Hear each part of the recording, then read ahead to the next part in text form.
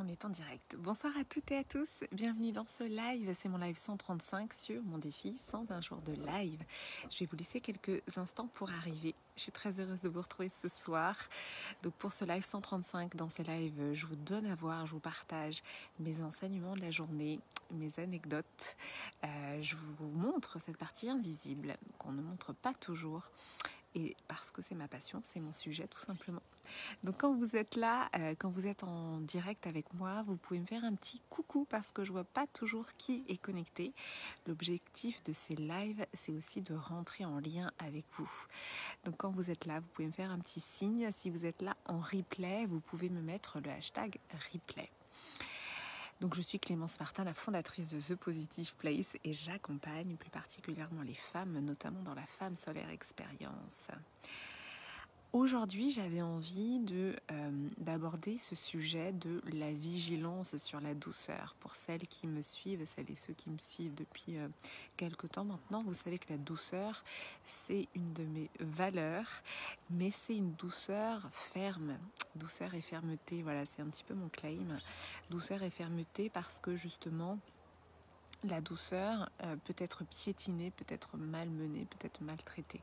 Donc douceur et fermeté, pour moi, c'est vraiment le combo qui va ensemble. Et donc j'en ai un petit peu parlé hier par rapport à la situation qui se passe en Afghanistan, notamment pour les femmes. Ce que je constate, c'est que en effet, merci pour les cœurs.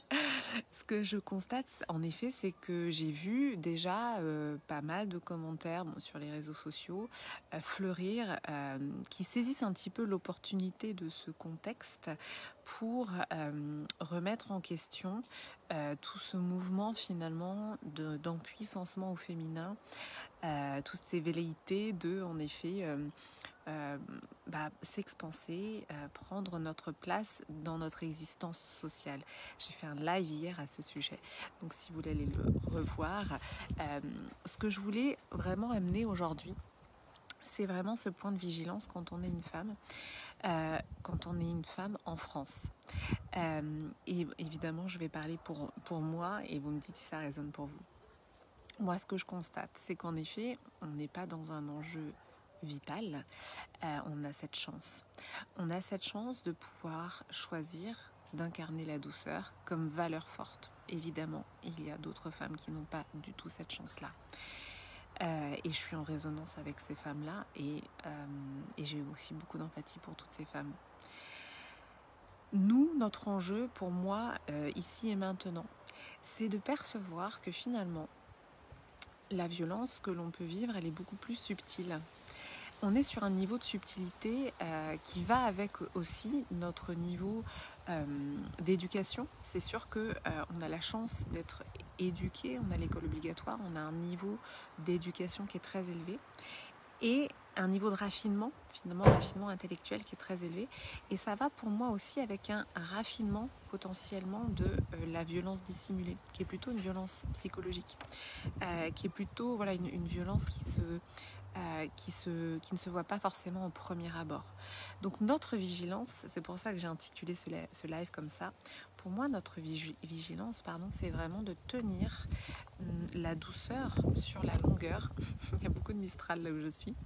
C'est donc de tenir la douceur sur la longueur, d'avoir cette vigilance de perception de la violence qui se dissimule finalement dans nos relations de proximité.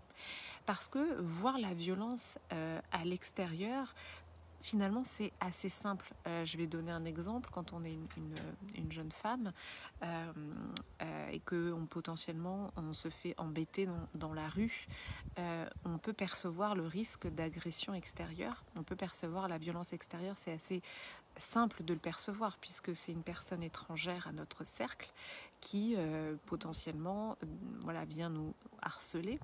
Et donc, on peut percevoir que la violence, elle est à portée de main. C'est assez facile à discerner. Par contre, pour moi, le niveau de violence, et on le sait, il est beaucoup plus subtil que ça dans les cercles de proximité. Et c'est souvent là que se dissimule le plus la violence. Dans nos cercles affectifs, dans nos cercles amoureux, dans nos cercles amicaux, dans nos cercles professionnels. Et c'est là que c'est le plus difficile parce que c'est totalement imbriqué Merci pour les pouces. C'est totalement imbriqué. Encore une fois, la violence à l'extérieur, c'est facile à discerner. La violence psychologique, elle est beaucoup plus subtile. Et je vais vous citer les propos de Boris Cyrulnik, qui est voilà, un de mes auteurs préférés. J'adore Boris Cyrulnik, qui expliquait bien que finalement, pendant la guerre, donc vous connaissez un petit peu son histoire, c'était un petit garçon juif de 6 ans au moment de la Deuxième Guerre mondiale. Et il a été sauvé par différents justes des Français, voilà, qui sauvaient des enfants de confession juive. Et finalement, il expliquait bien que pendant cette période de guerre, c'était plus facile de discerner les justes des collabos. Et finalement, les choses étaient assez simples, difficiles, mais simples en termes de discernement. Et quand il est sorti de la guerre, il explique bien que finalement, c'est dans un contexte de paix, les choses étaient plus subtiles et plus difficiles à percevoir puisque la violence est infiltrée. Elle est moins flagrante, elle est moins tonitruante, elle est en filigrane.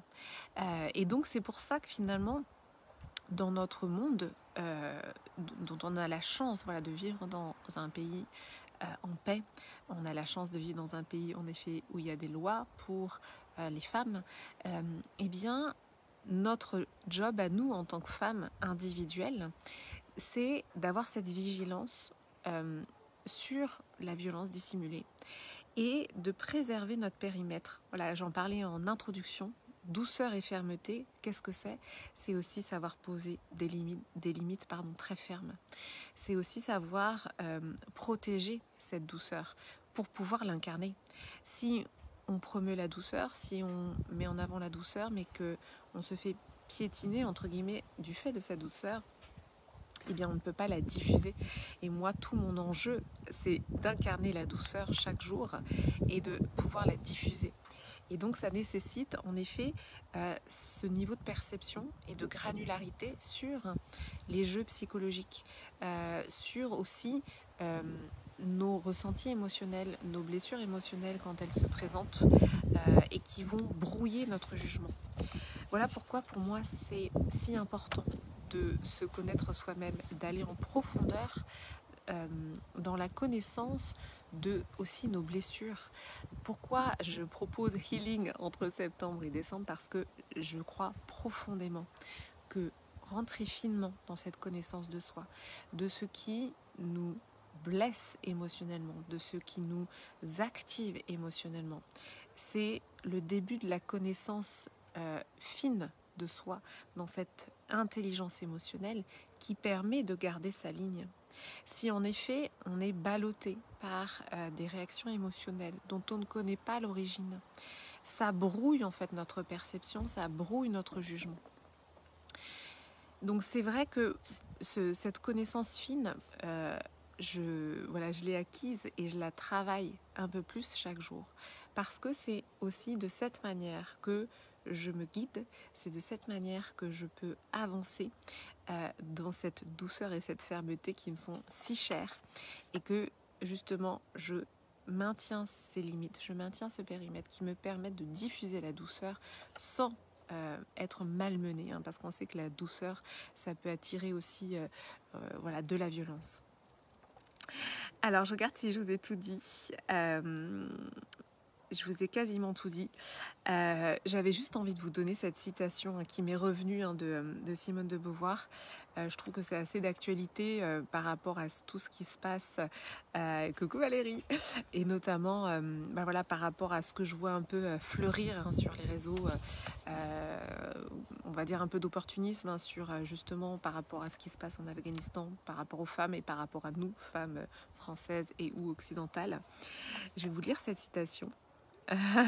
Oui, tu feras en replay Valérie, pas de souci. Je vais vous lire cette citation. N'oubliez jamais qu'il suffira d'une crise politique, économique ou religieuse pour que les droits des femmes soient remis en question. Ces droits ne seront jamais acquis. Alors, c'est pas du tout si je vous lis cette phrase, c'est plutôt pour vous faire percevoir notre responsabilité à nous en tant que femmes d'incarner, vraiment, d'incarner ces valeurs, d'incarner notre liberté, d'incarner notre droit à nous déployer, notre droit à notre existence sociale, notre droit à prendre encore plus notre place, quel que soit le contexte, vraiment, et de ne pas être intimidé finalement par les différents opportunismes qui peuvent se présenter dans la situation actuelle. J'ai une mèche de cheveux rebelle. Merci pour les cœurs, Valérie. Donc voilà, je vous ai tout dit pour ce soir. C'était important pour moi de vous refaire passer ce message vraiment de notre vigilance à chaque instant, de cet alignement. Et si vous voulez aller plus loin avec moi, eh bien contactez-moi en message privé. Je suis trop heureuse de vraiment vous proposer ce voyage au cœur de cette intelligence émotionnelle qui nous permet d'avancer, qui nous permet de nous guider et de continuer à nous déployer, parce que c'est ça pour moi le plus important, quel que soit le contexte. Continuons à nous déployer en tant que femmes et à nous soutenir, on en a besoin.